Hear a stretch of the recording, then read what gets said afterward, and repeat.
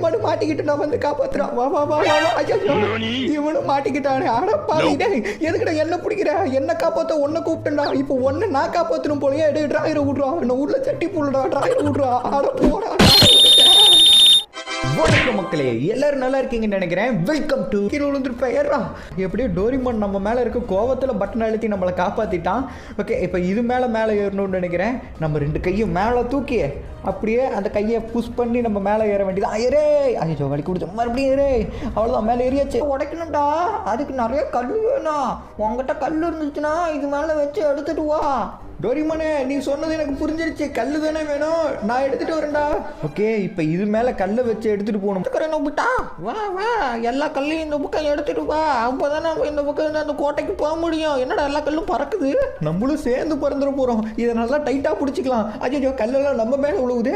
ஏன்னா கல் ஒன்று ஒன்றா கீழே விழுந்துக்கிட்டு இருக்குது. ஆஹா, ஒரு கல்லையாவது கையில் பிடிச்சிக்கலாம், இல்லைன்னா இருக்கிற எல்லா கல்லும் கீழே விழுந்துரும் போலியே.